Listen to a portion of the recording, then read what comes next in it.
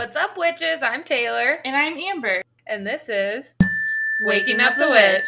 Ooh, that was a good one. Okay. We're your neighborhood witches, and each week we talk about women, wellness, and all things witchy. We're two curious ladies trying to understand the human experience, but while we do that, we think it's important to honor the people that lived on this land before us and honor the cultures and traditions that we're being inspired by. This podcast is about waking up the witch, which means we are learning and growing every day.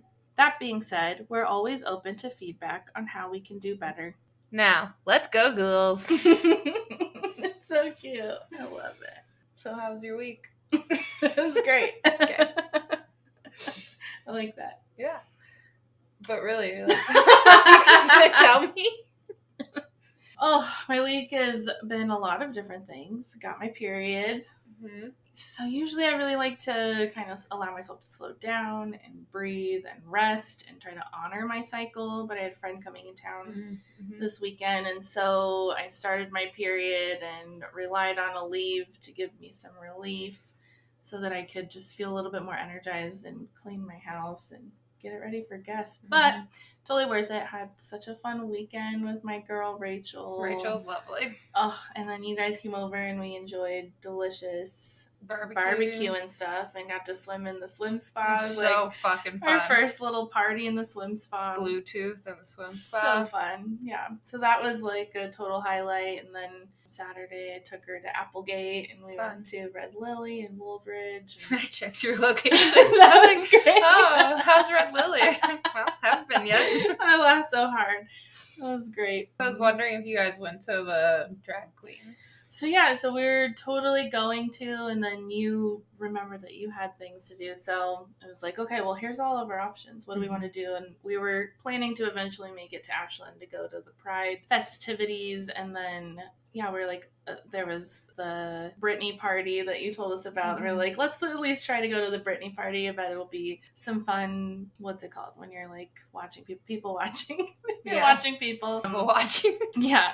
Duh. And so we were drinking a glass of wine at Pascal's and then trying to figure out dinner and looked it up, and that wasn't going to happen until 9 p.m. And we were like, oh, we're old. We're way too old for 9 p.m. So let's just go eat some Indian food and go watch TV. So we watched the new Hocus Pocus. And was that your first time? No, it was my second time watching it already. It's been out for a week, and that was my second time watching it. I haven't seen it yet. I love it. If you, I don't know, I think we talked about it. Some people are hating on it. But I feel like if you enjoyed the first one, the second one is just as enjoyable. And I also think everyone wants to hate on everything. Yeah, I don't care. As we say, fuck the hater. Yeah, and also, I like basic things sometimes. It was just, it was lots of good laughs and very nostalgic. It was great. How was your week? My work week was busy. I also started my period. I think we're about the same. Yeah, I think we're on the same day. Like the exact same day. And then, Friday here was great. And then I got out of work early, so that was fun. It's too fucking hot in October in Oregon for me, so seriously, I'm ready for sweater weather, but it doesn't look to be anywhere in the near forecast. So I did see the 70s are popping up again starting next Monday. So and then it goes back to 90. No, that's my birthday week. So calm down. And then, I totally forgot that Curtis and I agreed to go to this concert at the expo with my mother-in-law and my sister-in-law. And I was like, sure, I'll go to this metal band. I looked them up, and their number one song was called Whore. And I was like, sounds fun. And I dressed fly as fuck in my Dressed in Lala that outfit is so fun. It's so good fucking cute. I'm about to just throw away everything that I own and buy everything from there. It just makes me feel famous. And I'm tired. I'm ready to just show up as my extra ass self. Not like I ever haven't, but like more so. Yes. Like I'm fine with dressing like a crazy old aunt and like being extra. So the moon was so full that night and so powerful, and the music was insane. Like, it was called In This Moment. I don't know if any of you have ever seen them, but it felt like some kind of witchy ritual. The theatrics were incredible, insane. My mother-in-law's boyfriend kept taking pictures of me because I just stood there with my mouth open and my hands on my cheeks, like, the entire time. Amazing. It was so good. And then yesterday we just took it easy and got some brunch. I watched that new Mila Kunis movie called The Luckiest Girl in the World. I guess it's a book, but trigger fucking warning for anyone. There is violent sexual assault of a minor and a school shooting that like shows all of it. And I do not feel like they put enough warning on that. Obviously on the internet people are like, oh, you snowflakes, get over it, it's a movie. And I'm like, I can handle a lot of dark stuff and true crime and creepy things, but it was just, I wasn't prepared for that. So I felt kind of weird the rest of the day yesterday, but then I just watched a bunch of TikToks and like tried to watch lighter things and just relax as well. And did my little moon ritual last night. Did you do something? Full moon yesterday. The moon was so beautiful. I just kind of like worked on our podcast stuff, which, you know, full moons are really about like releasing and then also manifesting. And so I feel like just working on that was kind of a ritual for me, which was nice. I do intend still, hopefully today or tomorrow, to do Chris Corsini's full moon workshop that he does. He's so great. It's just a good little 30-minute sit down where he kind of gives you an energy reading of what's going on in the astro world, and then does a little guided meditation for you to help you release what's not serving you, and then you do some journal work, and it's always perfect. So I do still want to do that. Yeah, I usually do it with each full moon when he does it, because it's just a nice little, if you are a busy person, you got stuff going on, you can't like put all your tools outside, it's a great way to just be intentional for a little short smidgen of your day. So, yeah, I didn't want to put the energy into it, but I was like, it just takes 10 minutes. Yeah, and being on our period kind of makes it hard to be motivated. But yeah, just I went outside, looked at her, wrote down like goals and dreams, and then whatever like my fears and things holding me back from him, burned that shit. Yeah, and then that's perfect. Shoved the other one. I'm just kidding. Kept the other one. Where'd you put it? And I made Curtis do it too, and that was about. So nice. I put my moon water outside and make some of my crystals, but that's a lot more than I did. You did great. That's like perfect. I do want to come just lay on the swim spot next time. I know, I really wanted to do that, but we got caught up. Oh yeah, the other thing that happened this week, we got keys to my future boutique and healing space. I'm so excited. My husband will be taking half of the space, so I was helping him put together some stuff for his office part. Yeah, that's pretty exciting. So I was doing that. So I guess, you know, actively working on the things I'm calling in. Yeah. So even if it wasn't like all witchy style, I'm still doing goals, stuff. Making women, stuff happen. Wellness, and all things. It was a pretty good week, and really looking forward to this week. Yeah. Today we interviewed our first guest. So exciting. We're making shit happen. Incredible. I had chills like the whole time. Full body nipple chills. Full body nipple chills. My nipples are so hard. And I'm not wearing a bra today, which is great. So they're just like flying around on their little witch brooms. Oh my god. Someone draw that for us, please. Yeah. It was so good. We talk about, what did we talk about? Soul readings, Akashic records, past life regressions, hypnosis, Dolores Cannon. Oh, just so much. She's an incredible soul with so much knowledge and beautiful things to offer. And she did our card pull for us today, and it was so spot on with just everything we're talking about and the energy that we're moving forward with. So I'm really grateful and so excited for you all to listen. So enjoy. Okay, so let's all just close our eyes for a minute. Listeners, if you're driving, don't close your eyes, please. But just receive this little blessing and grounding moment. So let's take in 3 deep breaths, and the last one we will hold at the top for a few seconds. So breathe in through your nose. And release through your mouth. Breathe in once more. And release. And one last big one, holding at the top.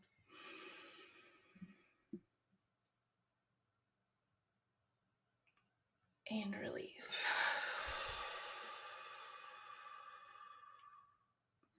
I'd like to call in our guides, both for me and Taylor, as well as our guest.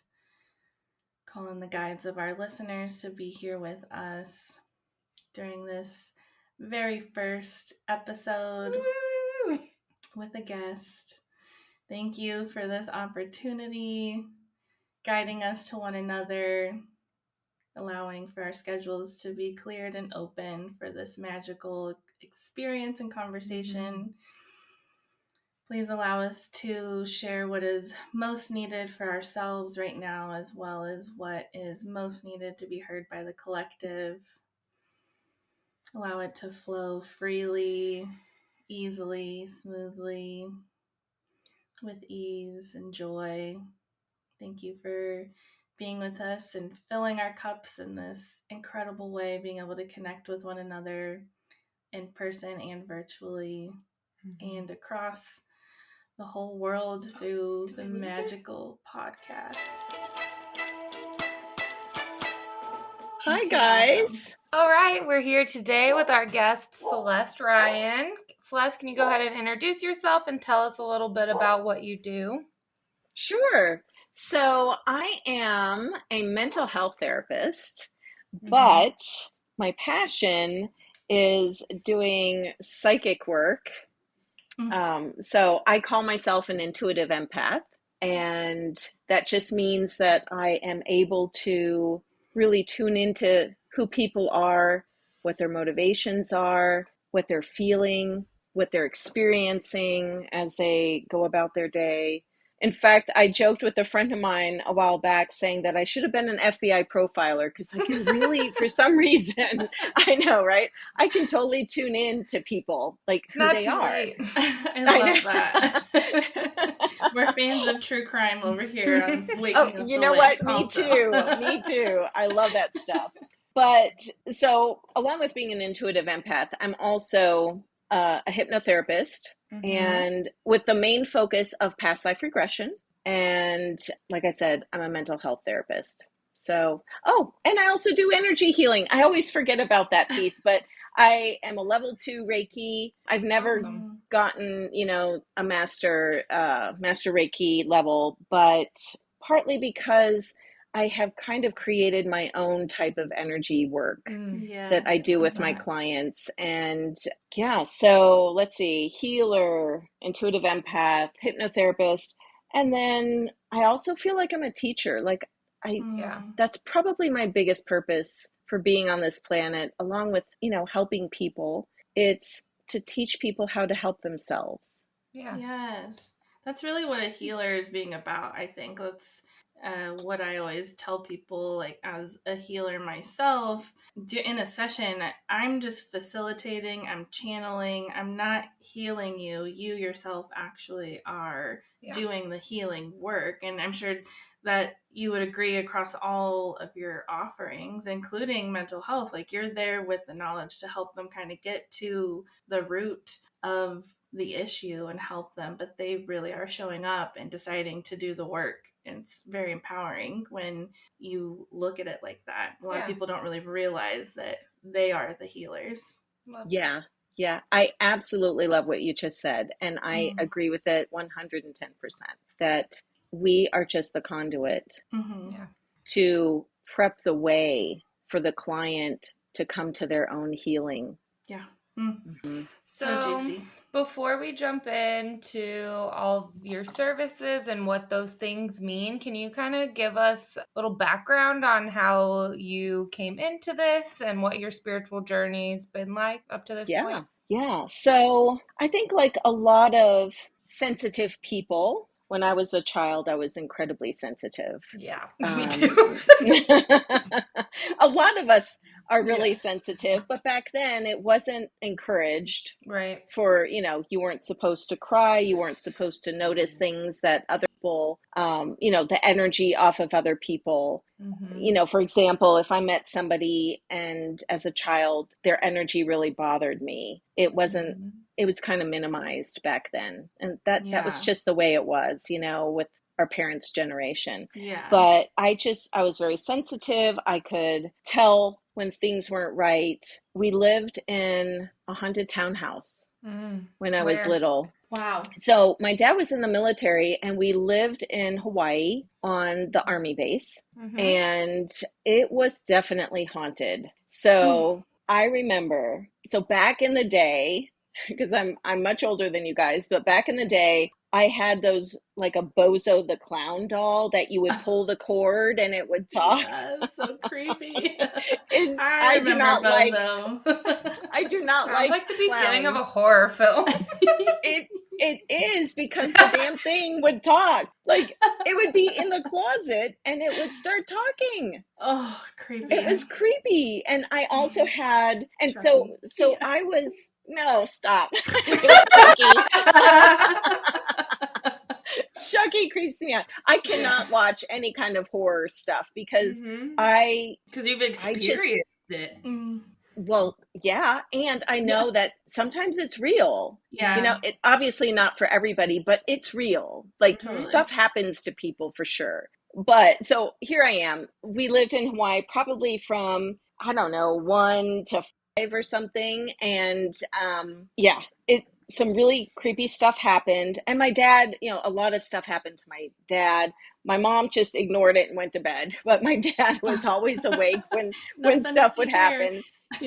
Things would go missing or would be moved, or like half of his sandwich would be gone, just weird, creepy stuff. But in my own room, things would move and the toys that could talk would talk without the string being pulled and stuff like that. Yeah, but I do want to say that I feel like I had some kind of protector. So, for example, I was probably about 3.5, and I remember this very clearly. I went to my mom and I said, "Mom, that really nice lady, the dark-haired lady, the black-haired lady, showed up again last night." And my mom said, "Oh no, that was a dream." Yeah. And she's like, "No, that was a dream," because my mom was in denial about everything that was happening. Nothing's happening. I'm like, "Oh no." And I remember very clearly, I was like stomping my foot. I was like, "It was not a dream, Mommy. It was not." But she would come in and I feel like she was a buffer between me and all the stuff that was going on in the house. So on one hand, like scary stuff happened. Yes, I do feel like she's still with me.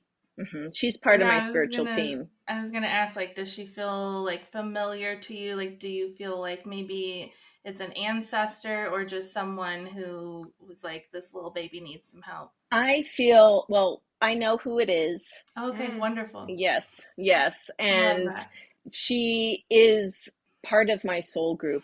I'm pretty sure. And she and I have had multiple past lives together. In fact, one time, so I was probably 18 months old and I fell down the stairs in this same townhouse. I fell down the stairs. My mom was at the top and my dad was at the bottom, and I was going up, but I fell backwards.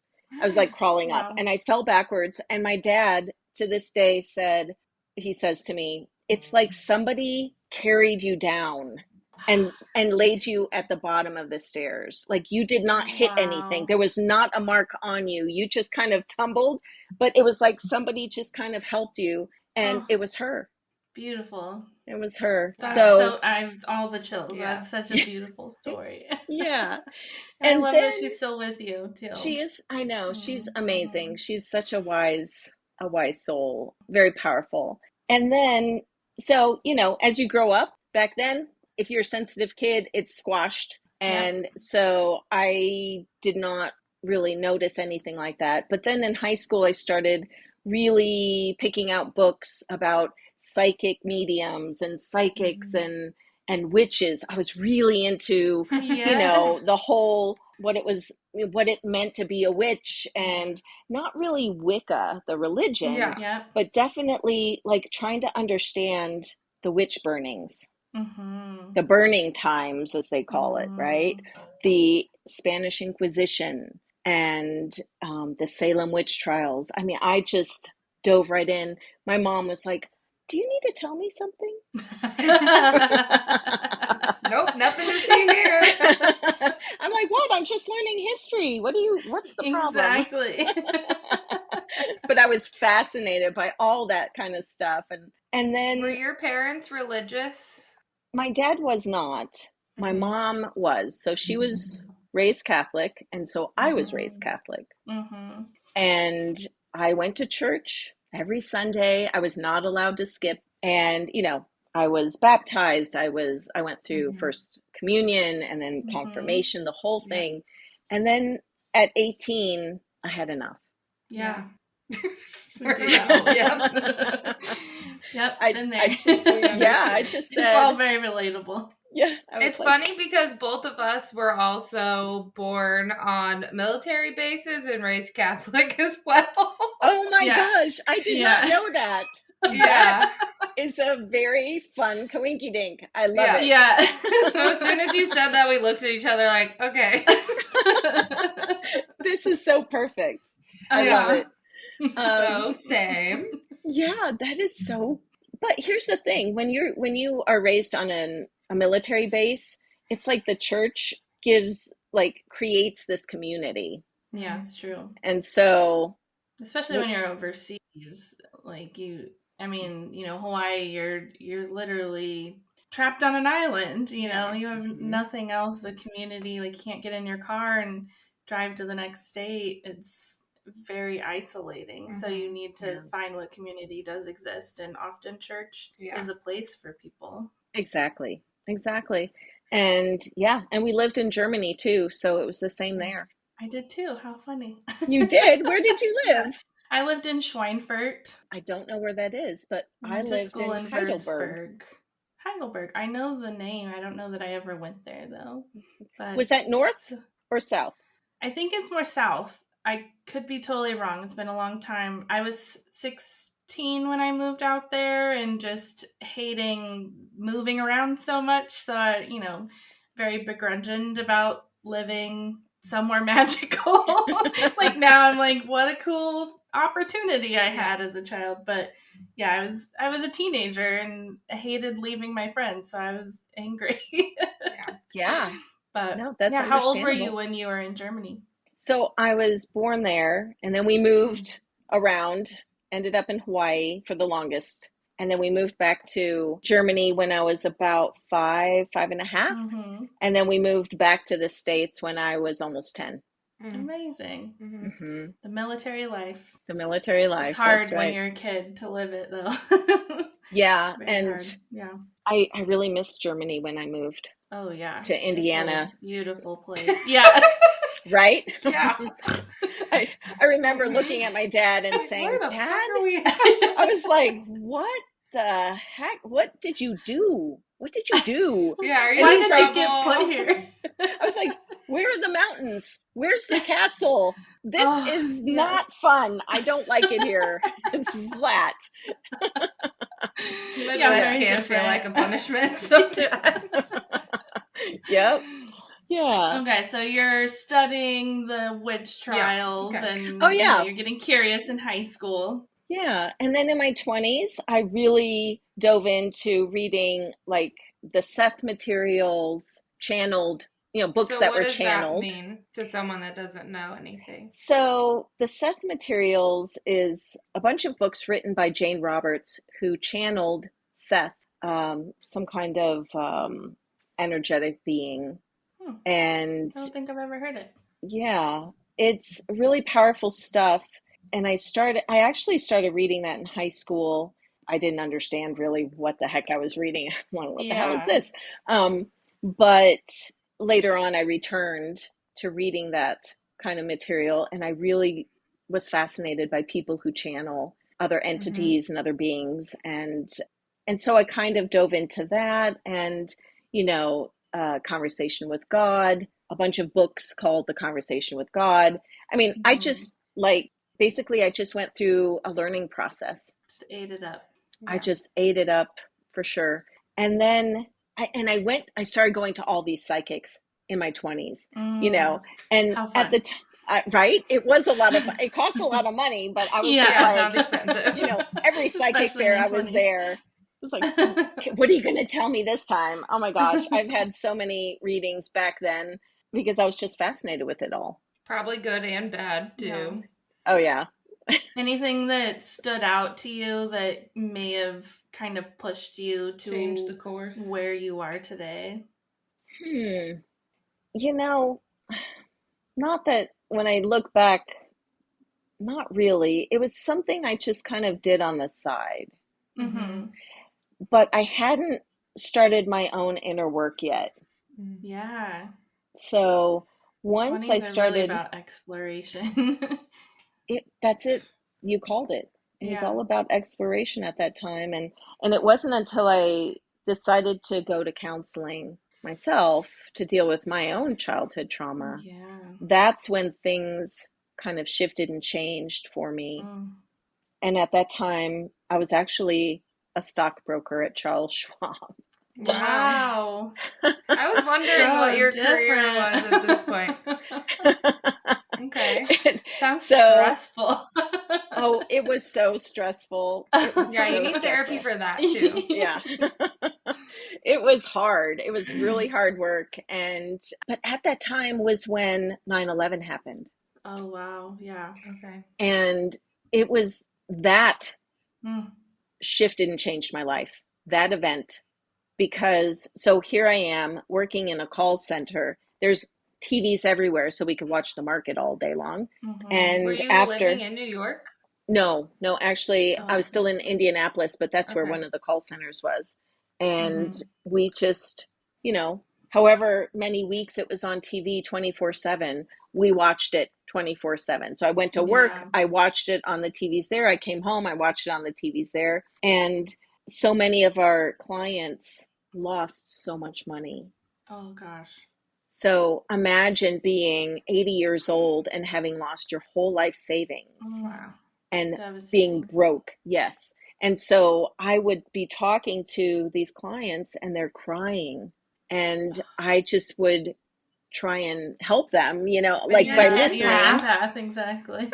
Yeah, all I could do was listen. I mean, there was nothing I could do. And I remember I got in trouble because my manager's like, you can't just stay on the phone with them that long. You have to, you have to get the next phone call. And I'm like, but they're crying. They've lost everything. They're devastated. And that's when I decided, I think I need to go back to school and become a therapist. And so that's what I did. Wow. Okay. Yeah. And then how did that lead you? So how did that turn into more of a spiritual practice for you and soul and energy work in the long run? Yeah. So in 2005, I graduated with my master's in social work and started working. And that was my focus, was just helping people. And then in 2012, I had an awakening experience. What was that like? It was... So I had called a psychic medium who had written these books, and I called him and had a session with him, and he told me a past life. And so I knew that that's what he was going to talk about, because that's what the books were about, is that he is a psychic medium and he's able to tune into people's past lives. And so that's when I've always been fascinated by people's past lives and how they impact our life now. But having somebody tell me a past life that I had, that was super traumatic. And when he told me what had happened to me, I started crying so hard. And I am not a crier, or at least I wasn't back then. And I just started crying, and I was like, oh my God, what is wrong with me? I'm trying to, cover the phone, not letting him hear me. And I'm just sobbing. And he could hear me. And he's like, that shows me that we're onto something here. And you resonated with what he told you? Everything. Yes. Okay. It was such a powerful past life, and it was very, very traumatic. So that was in December, which was a very significant time of 2012, December of 2012, like Yeah. 2012, was like really 21, hard. yeah. Yes. So then I forgot about that. And 2013, well, on New Year's Eve and New Year's morning, I had a Kundalini awakening. How was that brought about? I And what woke does up. that mean for somebody that doesn't know what that means? Good question. Basically, the Kundalini, and I'm not a expert on this, but my understanding, my brief understanding about the Kundalini energy is that it is an energy that runs up and down your spine, and it's connected to your chakras, and it's like life force energy. It's like they say like a coiled snake, right? Exactly. Yeah. And it starts off in your root chakra, Right. right? At the base of the spine. And so I'm going to be really blunt here. Yeah, I woke up having the most amazing orgasm ever. Amazing. You're like, what the fuck? I know. I was like, that was wonderful. And yes, then, please. Yeah, more please. But then it went to shit. Wow. So I get up and I have the worst cramps ever. Oh, gosh. I had just started my period, and I had the worst migraine ever. Wow. But the dog needs to be walked. So I get up, and it's super cold. It's like 22 degrees outside, and I have to walk the dog. So I'm bundled up, hat, gloves, scarf, coat. I go outside walking her, and all of a sudden I got the worst hot flash. Like I was sweating, like it was running down my face. I take off all of it. I'm taking off my hat, my gloves, my scarf. Wow. I'm unzipping my coat, and I look at the dog, and I'm like, I'm sorry, you can only pee right now, but we're going back to the house because I don't know what's happening to me. I don't know what's happening to me, and I'm about to vomit. And so I'm like dragging my poor dog back in. So I get into my apartment. I'm pulling all my clothes off because I'm like literally soaked. I'm sweating, and I have the worst cramps, and I have to go throw up. Oh. And I'm like, what a shit show after a magnificent orgasm. Right? It started out so great. Balance. It just went downhill like you would not believe. So basically, I ended up taking something for my migraine, and I crawled into bed after I threw up, and I crawled back into bed and put an ice pack on my head. And then all of a sudden I got really cold, put all the covers on me, because at that point I was naked. So I pull all the covers on me and get a sweatshirt, and I think I slept for like 5 hours. Wow. At that time, I did not know that it was a Kundalini awakening. At that time, did someone, I thought, what? Tell you that's what this was, or you just did some research, or it just kind of like clicked and you're like, I bet that's what that was. How did that happen? Everyone thought I was just having a panic attack. Or like my friends, a bug or something. Yeah, and I was like, I wasn't panicking about anything. I woke up with this awesome orgasm. What do you mean? I was in a great place. And so then it just kind of, I just forgot about it. Yeah. And it wasn't probably until 2017, 2018 that I was talking to a friend. And the friend said, I wonder if you had a Kundalini awakening. Wow. And I was like, oh my God, I got chills. They got chills. And that's when I realized that chills was what it was. Yes. Yep. Chills is confirmation. That's right. Truth bumps. Wow. So and powerful. Like Truth bumps. I dig that. Write it down. Good one. Okay, so that was back in the beginning of 2013. And then I went to a training down in Sacramento with Dolores Cannon. I don't know if you've ever heard of Dolores Cannon. All about that. Yes. Oh my gosh. So Dolores Cannon created the quantum healing hypnosis technique. QHHT. Yep. And she did it for most of her life, and she trained a bunch of people on how to do it as well, because it through hypnosis, you can guide people to connect to their higher self and get all of their questions answered during the hypnosis process, because Did you they work are directly with her? Yeah. Okay. Wow. Yeah, I went to a training. So I met with her through this different kind of training. That was in March of 2013. And I went up to her and I said, hey, I really want to learn how to do QHHT, but I'm not a hypnotherapist. And I think I'll wait until after I get certified as a hypnotherapist. And she said, nope, please don't do that. Yeah, she'll have to retrain you. That's exactly what she said. She's like, I don't want to have to retrain you. Come to me first, and then you can do whatever you want after that. So because I spoke to her and she was so lovely, I then decided to go to a training, and it was April, May. And when I was there, we had to practice on each other. It was a week-long training.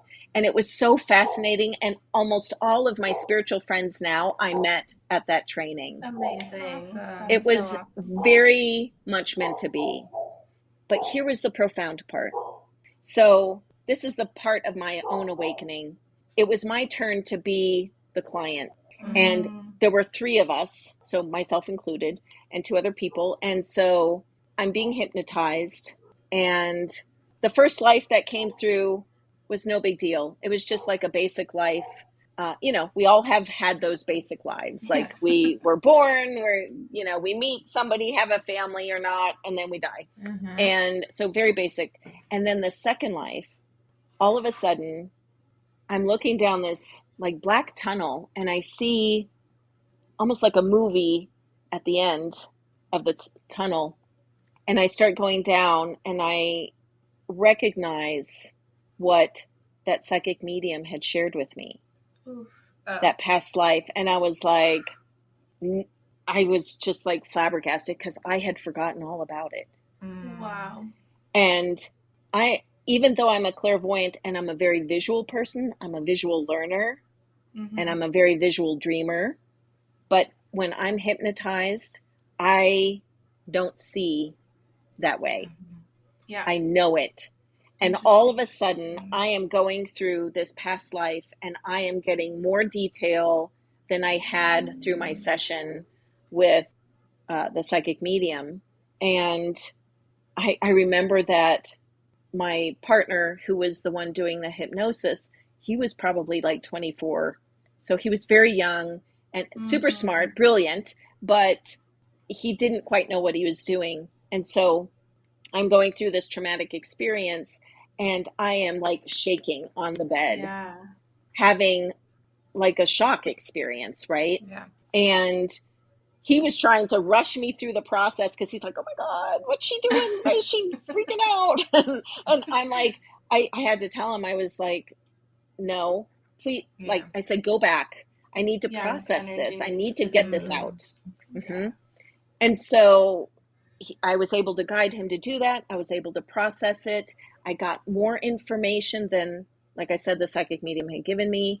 And I was able to forgive the choices that I made in that past life and how it had impacted me in this life. How freeing. It was. Wow. And after that was when you bring in your higher self. And here was the fun thing. I was definitely channeling my higher self. I could feel my higher self trying to speak through my voice. Whoa. And it was like this pressure behind my vocal cords. And so I would say something. And of course, there's that part of you in your mind that's like, oh my God, this is such bullshit. This isn't working. What am I doing? The human ego stepping in. It's healthy. You should question everything. That's right. I'm like, what is going on? And so I had a bunch of questions answered. And after that, my gifts, it's like they just opened up. Wow, you unlocked yourself. Full body chills. Yeah. It was so many chills. powerful. And at that point, I started doing psychic fairs. My mediumship abilities were like on fire. Like everything was on fire, right? I was just Amazing. open and it was just coming through. However, I did not have the confidence. Mm-hmm. So I quit I quit the private practice group I was with doing the mental health stuff because I wanted to only do the spiritual stuff. And I decided to go back to school and become a certified hypnotherapist, which I did. And yeah, so I just kind of changed my life, or I tried to. Yeah. But I didn't, it doesn't happen in a couple of months. But back then I was like, Spirit wants me to do this. It's going to happen. And it didn't. You have to integrate. Your human has to catch up with all of the things your spirit did in this tiny little bubble for a few minutes. It's amazing. Yeah. Well, and I think when you get shown just a little bit, you're like, okay, I'm fucking ready. Let's get it. And then it's like, you still have all of your old habits and like thoughts and beliefs that you're just can't push aside. You have to work through all of those. I think that's where I'm at right now. Yeah. Yeah. That you nailed it, Taylor. You nailed it. That's exactly what it was, is that I still had all of those beliefs about not being good enough, doing the comparison thing. Especially well, there's also a big stigma around that too, so it's not something that everyone's going to understand, and so you have to kind of do it for yourself and just know that, like, if that's your purpose, it's how it's going to be, I guess. Yeah. And at the time it was really tough because I didn't have the money to do all the things that I wanted to do. I was, like I said, I traveled to Sacramento, I traveled to Portland, I was doing these side psychic fairs and stuff like that. And I was a co-host on this cable channel show. What? You've done so much. For this, it was with a psychic medium. Oh my gosh, I can't remember his name. But anyways, I went down to the Bay Area and auditioned, and he would do like 3 or 4 episodes at one time. So once a month, he was like, you'd have to come down once a month. And he's like, I really want you to do this. But I couldn't do it. I couldn't afford it. So I ended up having to get a real job. And when you have a real job working 40 hours a week, you can't do fun stuff like that. So have the energy too. So that I set that aside and I kind of turned it off. And then it was rough because, to be honest, back then I thought the universe doesn't want me to do this. Yeah. So I worked at my real job. I worked in a medical clinic as a mental health and behavioral health therapist. But at the same time, I got a lot of people, because I worked in Ashland, so I got a lot of people who were very spiritually focused and very spiritual themselves. And so all the right people were drawn to me. And and I just worked within the realm of mental health, but incorporated a lot of the spiritual stuff because that's my passion. And the people who came to me, that was their passion. Wanted. Yeah, I didn't preface this before, but I actually met Celeste as my therapist. And there will be times where I'm like, I don't fucking understand. And she's like, girl, I think that might not be something from this life. Like, we can go process that a different way. Which is so cool. I don't feel like I even knew people did that. And I wasn't really aware when I found you either. So I think that that's a really beautiful, the way you've meshed it all together is just a really beautiful thing. Thank you.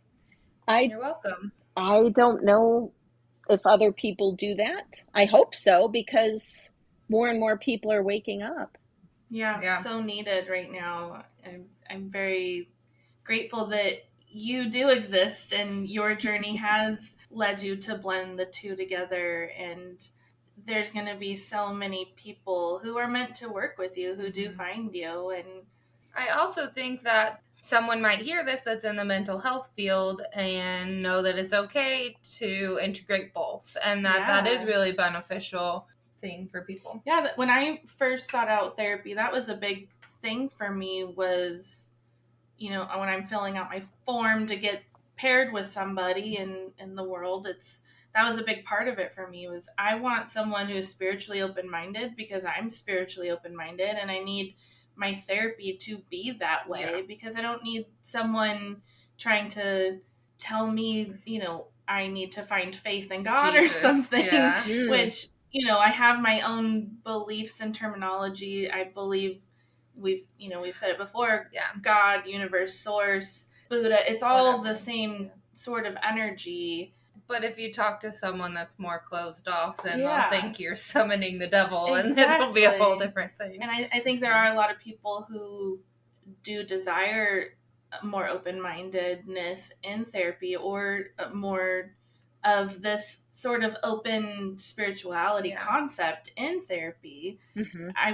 I'm grateful to know you now in the way that I do, but oh my gosh, if I had found you when I was looking for therapy, like you were exactly what I would want. Yep. So there will be more people who find you, who need you, and it'll be beautiful to see how you continue to grow as well and develop new offerings and new ways of working with people. Yeah, it sounds like you're kind of not at the beginning, but still kind of at the start of what you're capable of and envision for yourself in this field, right? Yeah, absolutely. So I'm going to backtrack a little bit, and then I'm going to jump to the now. So back in 2018, I decided to leave the clinic that I worked at, and I opened up my own private practice with the understanding that any clients who reached out to me, I would tell them up front that, hey, I am an intuitive empath. I do energy healing work as well. Like, I'm a very spiritual person. And if that makes you uncomfortable, then you might want to find another therapist. And I built up my whole private practice around people who wanted to come and be able to talk about their own spiritual awakening process, because a lot of people are going through that right now. Right now, more than ever. More so now, I think, especially after the whole COVID quarantine and all of that, right? Yeah. That kind of snapped a lot of people awake. Yeah, we're all in isolation and with ourselves ultimately. You may have a few other people, but I think a lot of people were really given the opportunity to, or forced to in some instances, to go inside and do that deeper healing work. And when you do decide to do that, things do unlock for you.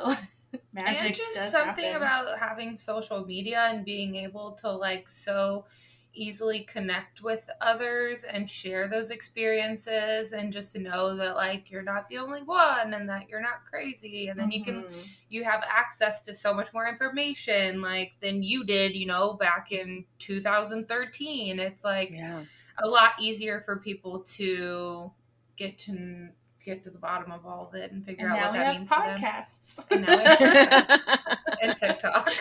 Yeah. That is so true. I have learned so much on TikTok and Instagram. Totally agree. I think a lot of people start their spiritual journey just from a couple of videos they saw on TikTok. It's kind of crazy. Well, I think spirit or the universe or, what have you, uses any method it can to trigger people's awakening. Agreed. Yeah. All right. So I went into private practice with a desire to incorporate my spiritual gifts. And so I had two sides of my private practice, so to speak. I had the mental health side, and then I had the spiritual gifts that or the spiritual services that I offered. And so I basically did both of those for years. And then COVID happened. And then people started waking up back in 2021 and 2022. And things just kind of serendipitously occurred to where I had an option to make changes in my life. And I thought, okay, I have to shake things up. Living in Oregon, it was after COVID, I just realized that my life wasn't the way I wanted it to be. So I decided that I am going to start over. And so I moved to Denver about 4 months ago. I moved to Denver. I picked up everything and I got rid of everything. And I went from like a 2-bedroom house with a yard to now I live in this tiny little 1-bedroom apartment with my old dog and my old cat. And I am here to live a completely different life where my focus is more on the spiritual stuff. Yeah. For you. Yeah. Finally, you can do it. Yes, finally, I'm going to do it in a way that if I'd had more confidence, I would have done back in 2013 and 2014.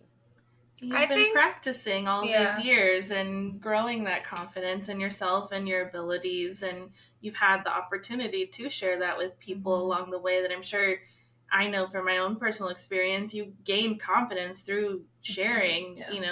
You get the confirmation from people who are like, yeah, whatever you're channeling right now is spot on.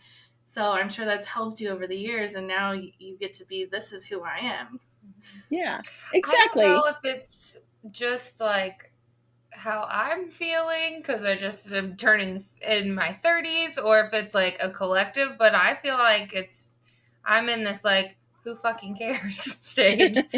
Like, what is confidence? Make it up. Who fucking cares? Like, it doesn't matter. It doesn't matter. Just do what you want to do. There are people less qualified out there, delusionally confident, doing way worse than you're going to. So you might as well get over yourself and just do it.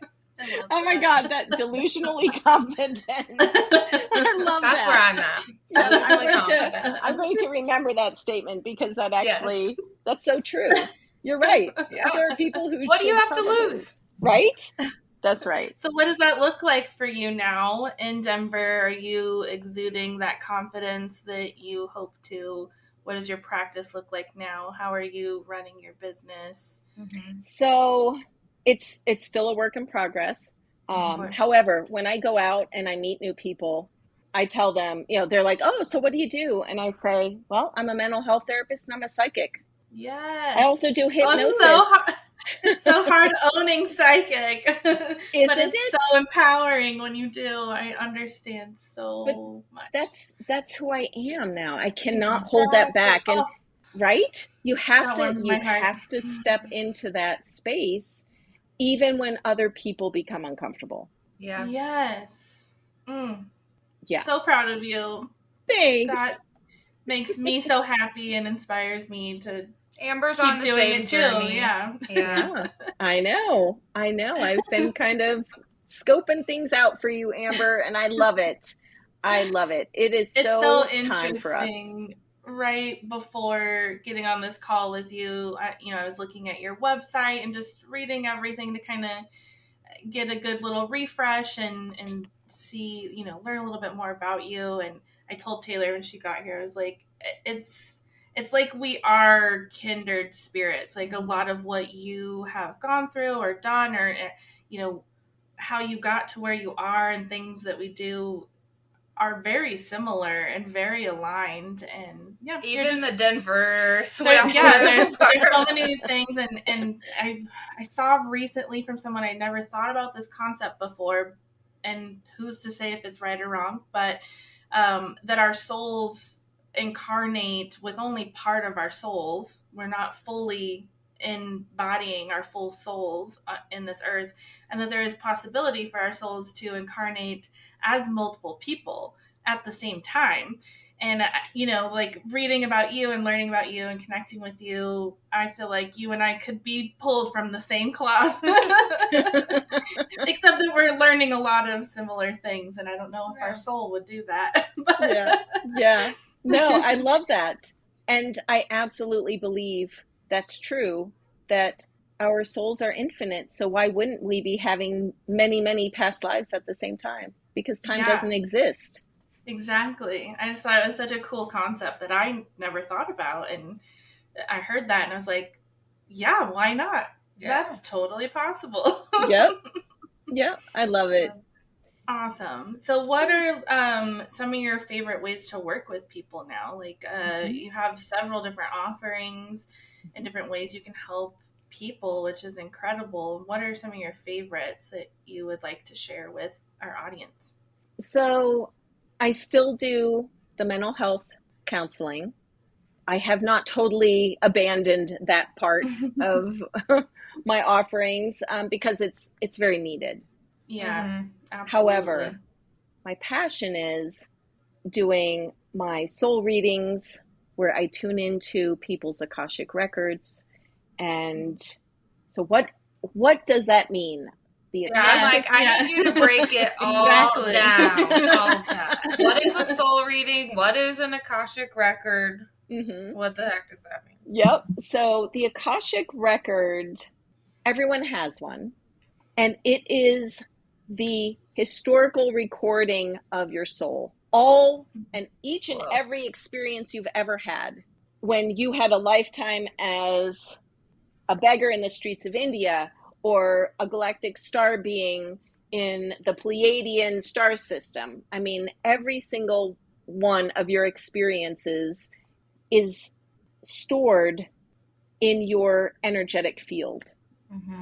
Now, some people say it's actually stored in a huge library, an energetic library. But my opinion of that has changed because it feels more like when I tune into somebody to offer a soul reading, I am tuning into their energy, right? And it feels like something that in their earthly body is kept with them. It's like a Boy Scout badge. Or a whole bunch of badges. Yeah, exactly. Several. Like each experience is its own.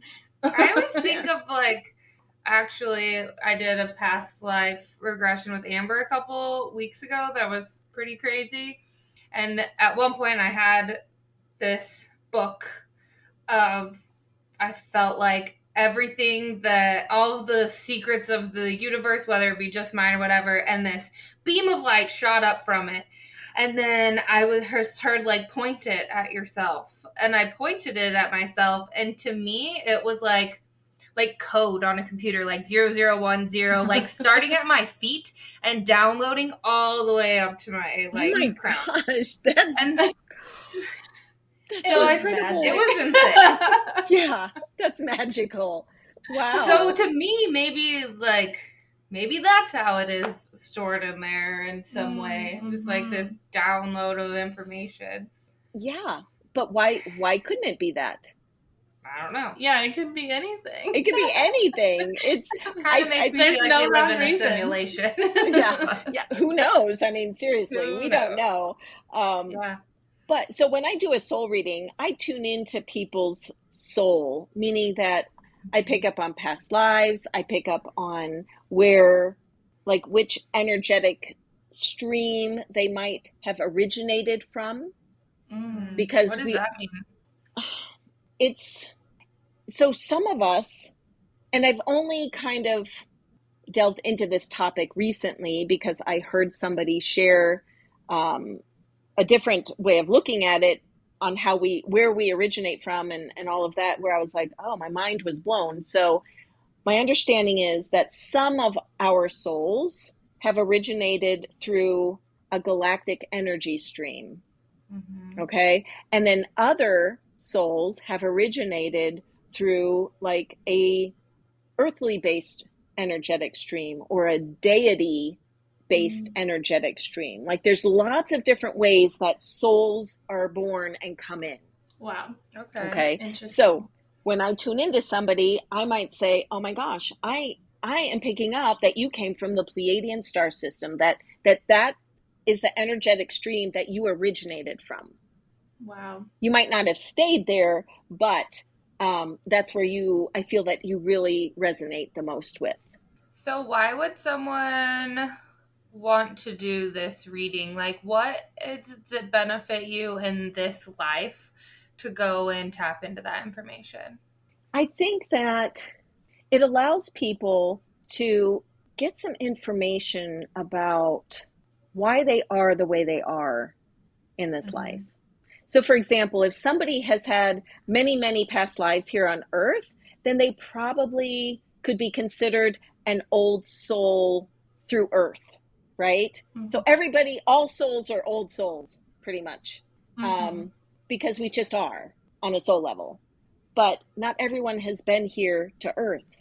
So some of us have been here many, many times here on Earth. And so we get it. We know how this works. We know how to be a creator being here on Earth in spite of the veil, in spite of the limitations that are put on us, right? But you can always tell the newbie souls or the souls who I was just about to say, you can tell a newborn so easily. I'm like, ugh, first time here.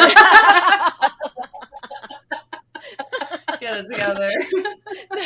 Yes, they're the ones who are out there fighting in the streets, and they're like, you know, they can't seem to settle down. They have something to prove, right? Yeah. Those souls tend to be kind of new here. And And then also understanding people's relationships, why they're struggling, what they can do about it. So my soul readings are a little bit more in depth. You know, we might touch on the fact that they have trauma, childhood trauma, that's really tripping them up in their relationships as an adult. And what can they do about that? And why this past life might be impacting their current life, things like that. I'm not really, my focus isn't on giving people predictions. Yeah. And the reason why is because we all have free will. And if you turn left, but I said that you're going to turn right and this is going to happen, and you turn left, then it's not going to happen.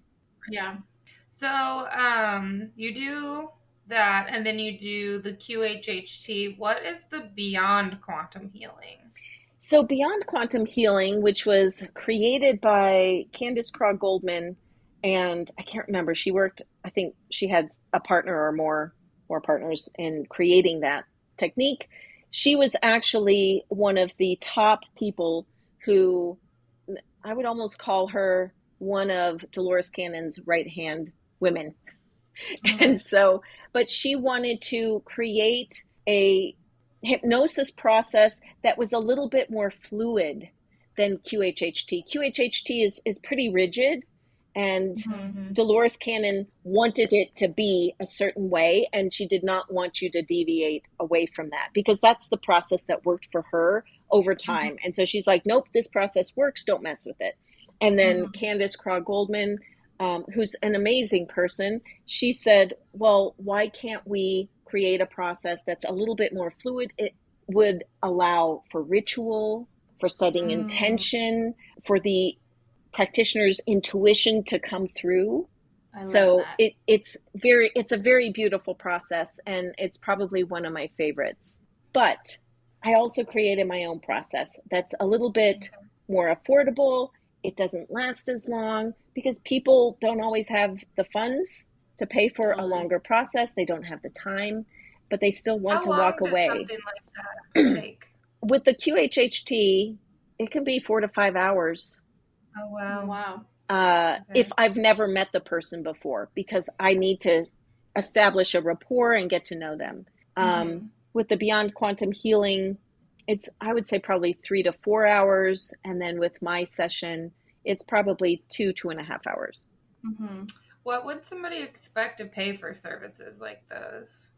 So the QHHT, I actually raised my prices because it takes so much time.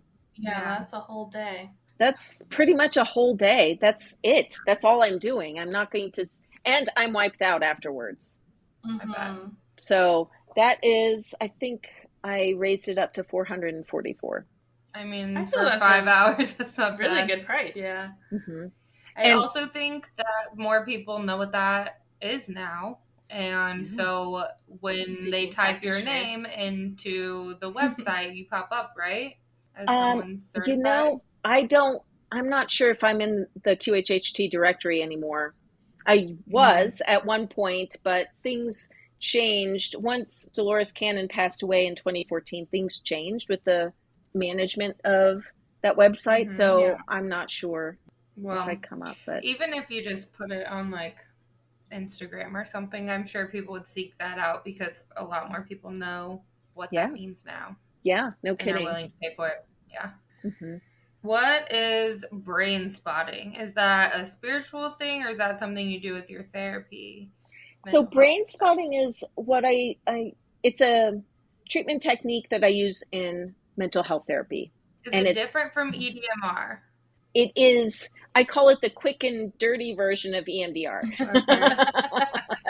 I like that. So there's fewer steps and it is very powerful. I have worked with a lot of folks who have PTSD. Let's say they were attacked by a dog, or they were in a horrible car accident, or they had sexual assault trauma. Yeah. And they come in and I work with them for a couple of sessions and get them to the, using brain spotting to get them to the place where it no longer is ruling their energetic nervous system.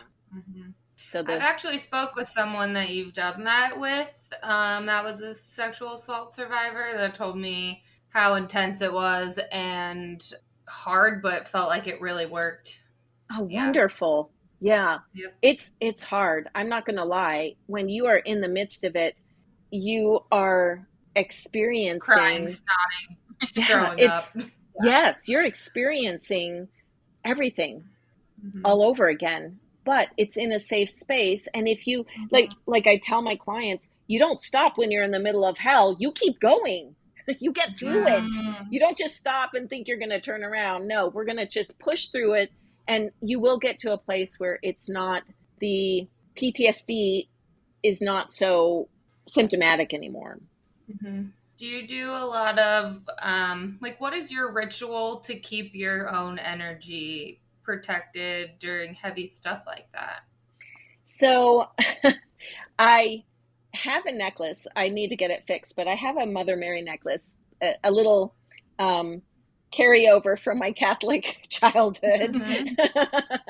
And so I actually use that as a pendulum, and I clear my energetic field with it. Amazing. After I'm done. Yeah. Do you have any good self-care rituals that you do regularly to kind of fill your own cup back up? Mm-hmm. So Epsom salt baths, so important to clear our energetic field. And it's just lovely to just relax and in the heat of the water and just, being out in nature. You got a lot of good nature out there in Colorado. Yeah, no kidding. I love it. So good right now. I love it. And, just hanging out with your friends, hanging out with people who love and support you and accept you for who you are. Yes. Yeah, those are some of the things. I have a couple, like, to go back to past lives and like Akashic records and stuff. I feel like for me and most people, I can't wrap my mind around like the timeline thing and the time not being real. Like, what the fuck does all that mean? It's such a mind fuck. Time and space. What are they? Like, how do you view it? How do you make sense of all of that? So it took me quite a while to figure out how to, because I'm a visual person. So the way that I look at past lives, because there is no past, they're all happening at the same time, is that it's like I look at the earth as a map. Okay. And so I might be having a past life as a druid in Ireland back in, 500, whatever. And then I'm also having this lifetime now, and then I'm having a lifetime in Africa. And so it's like all of my lives are plotted out on this map at the same time. Well, we just take time off the table.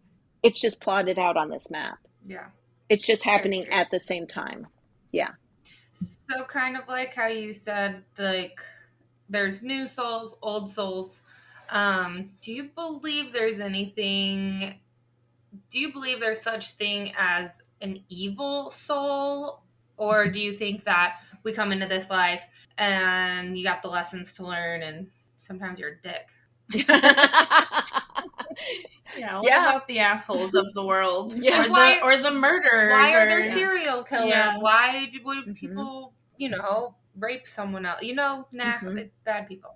Yeah, I don't think of people as being, I don't feel like there are evil souls out there. Mm-hmm. Are there evil entities out there? Yeah, I believe that, but I don't think that the souls that come into human beings to experience a human life, I think all of us have at some point been a murderer. Oh. And a victim. We've played every role, especially the longer or the more often we've come here and experienced lifetimes here on earth. We have played each and every role. We have been the evil people and we've been the good people. But to be honest, when I worked in substance abuse treatment, when I first got out of grad school, I met people who were on probation who were probably murderers and rapists and child molesters, and we're all human. Yeah. So there were times where I would work with this, big scary guy with tattoos and prison tattoos all over him and stuff. And he would talk about how he cared about his grandmother, and when he was out of prison, how he tried to take care of her. So we have many sides to us, many facets to us. You can't just say that somebody is, they're just truly evil. I mean, I haven't met anybody like that, but at the same time, the older I get, the less I know. So who knows? Yeah. I love that. So I've had multiple dreams where I've murdered someone.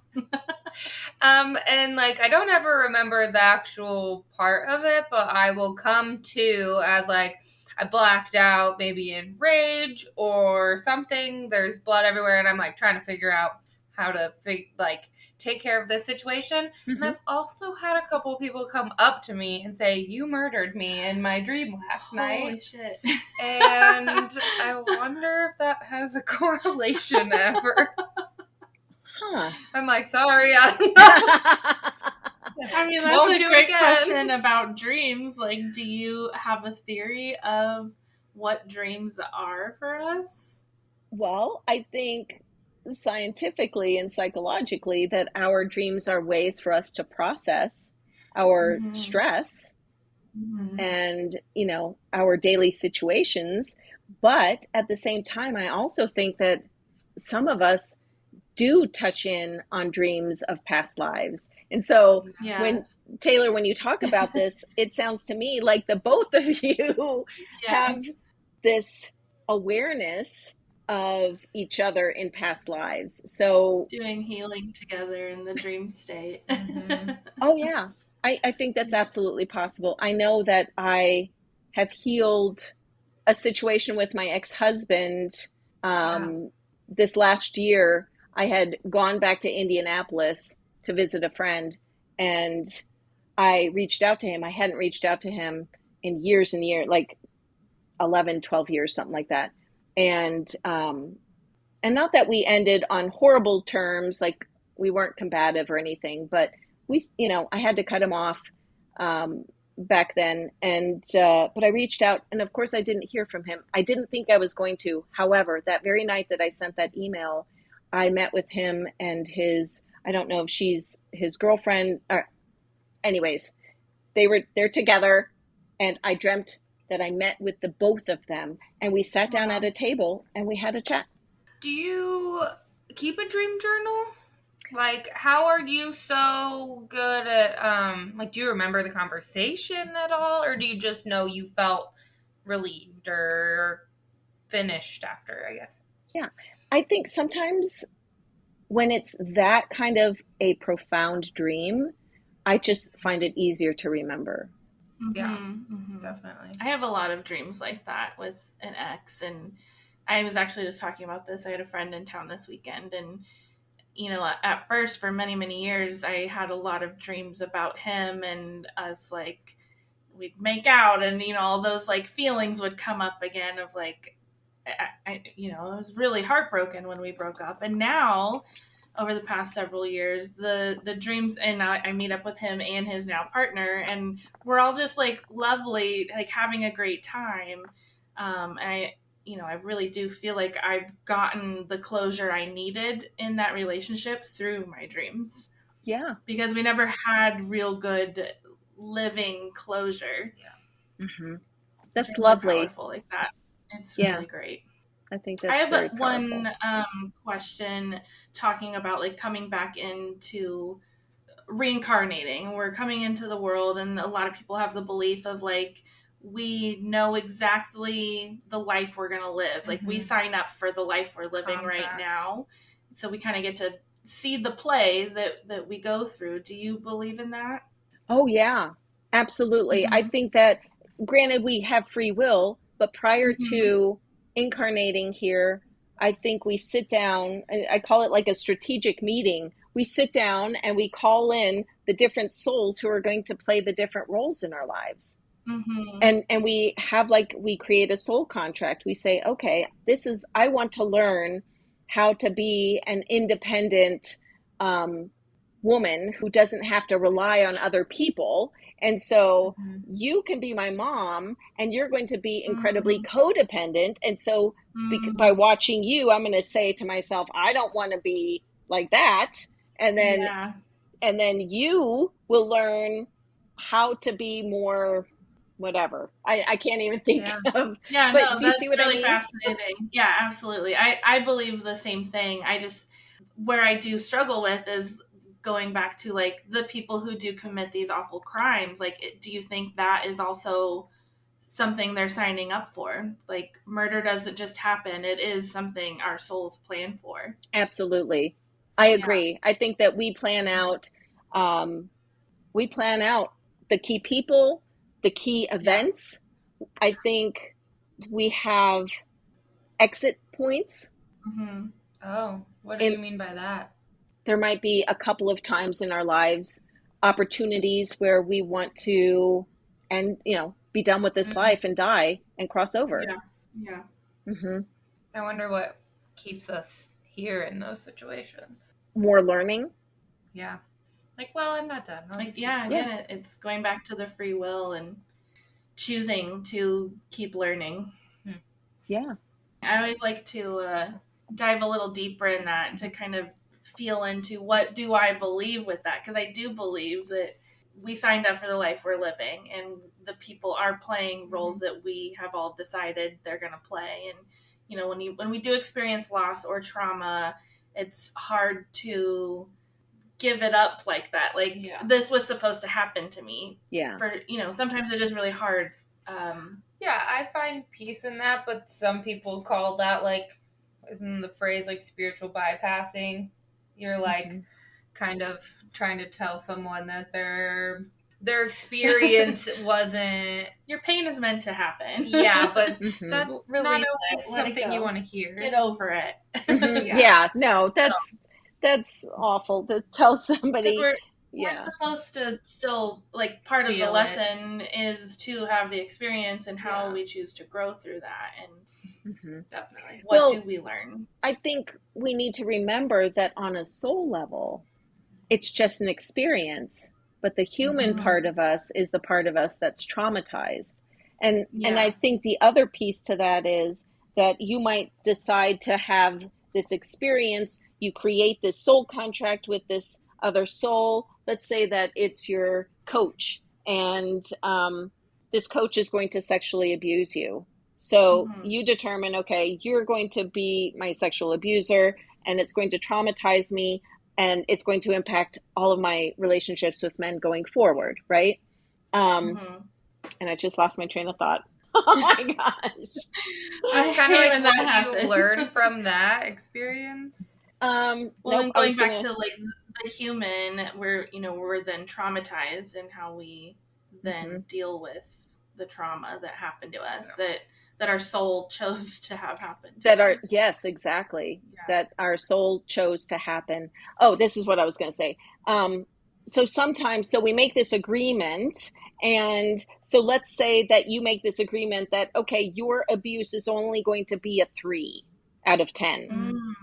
But then you come down here and you know, the veil is there. So you forget all about being a soul. You're just a human being, and you're just experiencing things as a human being. And all of a sudden, the other person goes overboard. And now their abuse is a 5 instead of a 3. You agreed on a 3, but they forgot. And you are like, okay. Oh, that just gave me chills. Yeah. And so then, but you're like, okay, when you're strategizing with the other soul, you're saying, okay, but I'm going to learn this and this. And then you don't. Because you're overwhelmed. Yeah. So then sometimes you decide to come back and do it again. Yeah. Well, do you also think that's why sometimes people experience the same shit over and over and over in one lifetime? Like, you look at people and you're like, oh my God, how has this one person been, you know, sexually abused by multiple older people and like kidnapped, all of these things. It's like they have the worst luck, but it's maybe because it hasn't been resolved, I guess, in a way. Or it was worse than what they planned. Yes. Yeah. I agree. I think that sometimes it's worse than what they planned. And then don't forget that there's also, I think when traumatic things happen to children, there are, and I don't want to freak people out, but there are negative energies that attach to people who have trauma. Yeah. And so that can also be a horrible influence. Keeps you down. Exactly. Because those, you know, negative energies feed off of the emotional outcome from the trauma. Yeah, the other part of that is like, what do you believe is this negative force that kind of is the pushback to everything, I guess? Does that make sense? I feel like there's something that wants to keep people from growing and being healthy and like all of these things. Like, what is that bigger force that we self-sabotage? No, okay, I this think one's real outlandish, but there's like the reptilian theory that like they feed off negative energy, and so to keep them fed or around, then we have to stay sick and sad and all this stuff. So like, let's say it's not the reptilian, but like, do you think there is a bigger force that feeds off of that kind of negativity? I do feel and believe that that is in fact the case, and it was built into the template of Earth, of the human experience, human experience. And interesting. But I also feel like it has, just in the last couple of years, it is shifting and changing because more and more people are waking up, and more people are learning how to take care of themselves, how to elevate their own vibration, and how to help other people elevate their vibration. I mean, I feel like they are slowly dying out. Yeah. I mean, the vibration of love and all of that is definitely stronger than anything else. It was worth. I was listening to something the other day, and they were talking about how, you know, men are more analytical. So obviously, some guy did science on the vibrations, and it is like the vibration of love and like whatever other positive things was way higher than of like shame and guilt and all those things. Absolutely. Yes. Shame, guilt, fear, sadness, depression, self-loathing, all of those are very low vibrational emotions, and so they literally weaken your immune system. Bingo. Yeah, like physically you have changes in your body when you are radiating at a certain frequency depending on what's happening to you, whether it is depression or joy, the opposite. It really does help you to stay healthier physically and mentally when you connect to those higher vibrations. Yeah. I think that's why affirmations are so powerful. But it's not just affirmations, because that can end up being spiritual bypassing. Yeah. Right? So we don't want to deny the emotions that you're having. Yes, 100%. Right? You want to acknowledge, identify, acknowledge, experience the emotion that you're having, and then release it.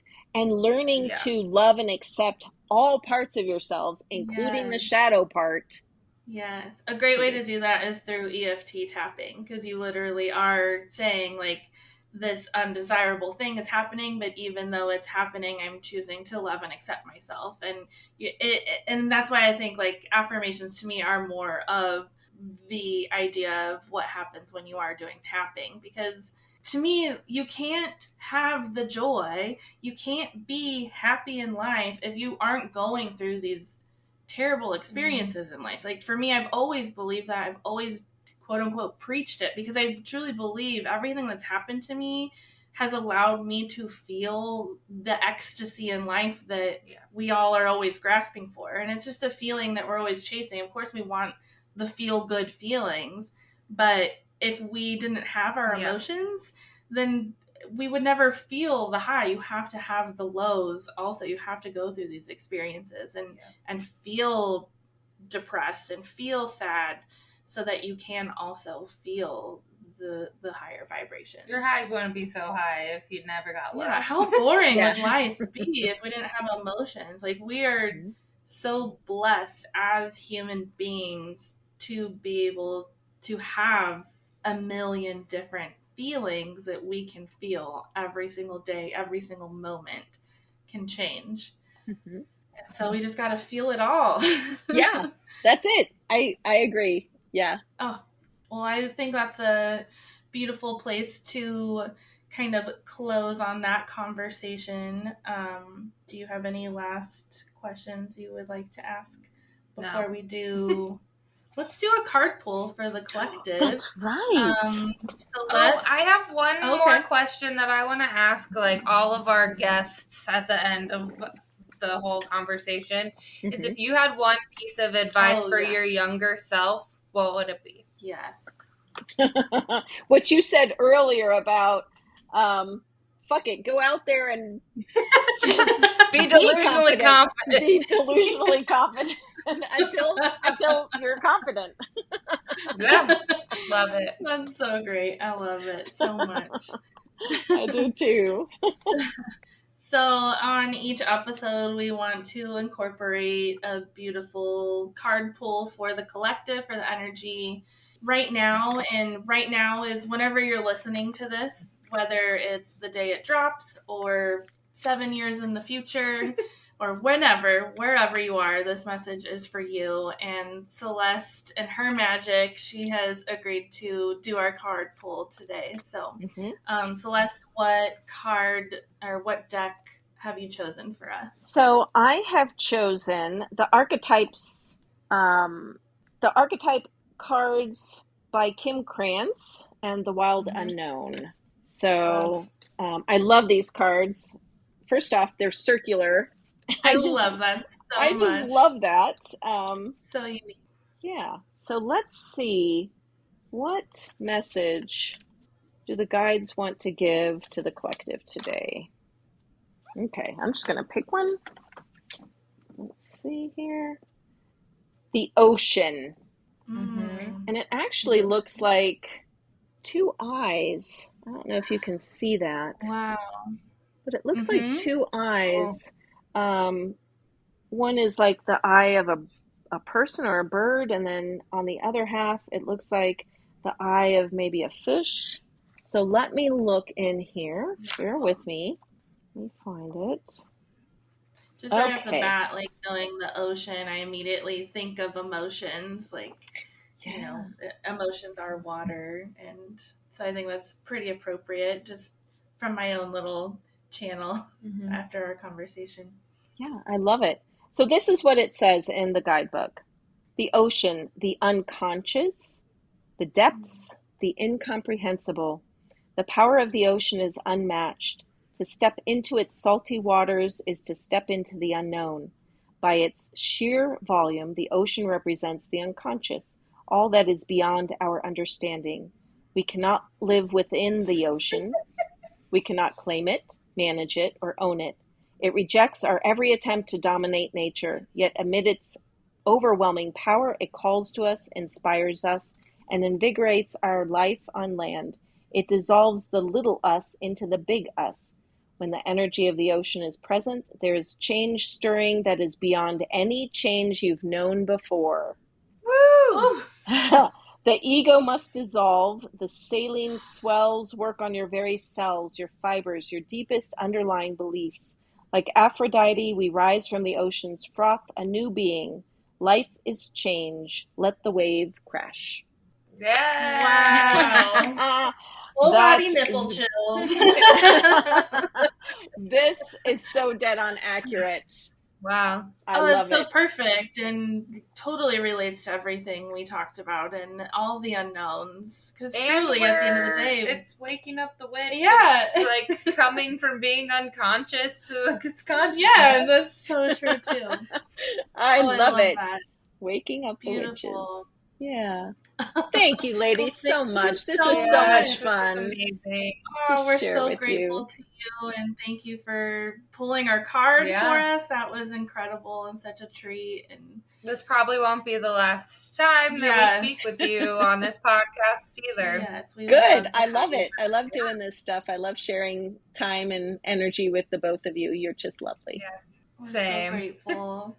Well, where can our listeners find you if they would like to book a session with you? Absolutely. So go to blueowlhealing.com. That's my new website.